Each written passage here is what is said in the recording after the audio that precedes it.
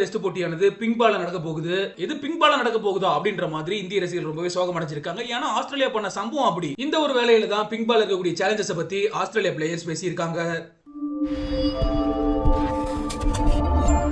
Border Gavaskar டிராஃபில 5 போட்டிகள் கொண்ட test தொடர்ல இந்திய விளையாடிட்டு இருக்காங்க ஆஸ்திரேலியாவுக்கு எதிராக. முதல் டெஸ்ட் போட்டியில அபார வெற்றி. இப்போதைக்கு 1-0 அப்படின்ற கணக்குல இந்தியா லீட்ல இருக்காங்க. இரண்டாவது டெஸ்ட் போட்டியானது வரக்கூடிய டிசம்பர் 6ஆம் தேதி நடக்க போகுது. இந்த மேட்ச் ஆனது பகலிரவு போட்டியா நடக்க போகுது. எங்க அப்படின்னா அடிலைட் மைதானத்துல. இந்த போட்டிக்கு இளஞ்சிவப்பு நிற பந்து தான் பயன்படுத்த போறாங்க. அதாவது பிங்க் பால் கிரிக்கெட் தான். இதுவரைக்கும் ஆஸ்திரேலியா அணி பிங்க் பால்ல மொத்தமா 12 போட்டிகள் விளையாடி இருக்காங்க. அதுல ஒரே ஒரு மேட்ச்ல மட்டும் தான் தோத்துருக்காங்க. இந்தியாவும் ஆஸ்திரேலியாவும் இதே மைதானத்துல ஆல்ரெடி பிங்க் பால் விளையாடி இருக்காங்க. அந்த மேட்ச்ல தான் இந்திய அணி வெறும் 36 ரன்களுக்கே ஆல் அவுட் ஆனாங்க. இதனால இந்தியாவுக்கு மிகப்பெரிய அவமானமாவும் இருந்துச்சு.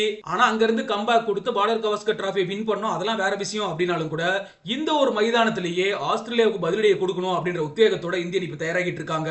இந்த நிலையில தான் பிங்க் பால் இருக்கக்கூடிய சேலஞ்ச பத்தி ஆஸ்திரேலியா அணி நம்பிக்கை நட்சத்திரமான ஸ்டீவன் ஸ்மித் பல கருத்துக்களை பேசியிருக்காரு. என்ன சொல்லியிருக்காரு அப்படின்னா, பிங்க் பால் எப்பவுமே பிளேயர்ஸ்க்கு கடும் சவாலா இருக்கும். அது எந்த நேரமா இருந்தாலும் சரி, எந்த பிட்ச் கண்டிஷனா இருந்தாலும் சரி, முழு கவனத்தோட இருந்தா மட்டும்தான் ரன்ல சேர்க்க முடியும். சில நேரங்களில் நம்மளால கணிக்கவே முடியாது. இதனால பேட்ஸ்மேன்கள் தான் ரொம்பவே கவனமா இருக்கணும் அப்படின்னு சொல்லி ஸ்டீவன் ஸ்மித் கருத்து சொல்லியிருக்காரு.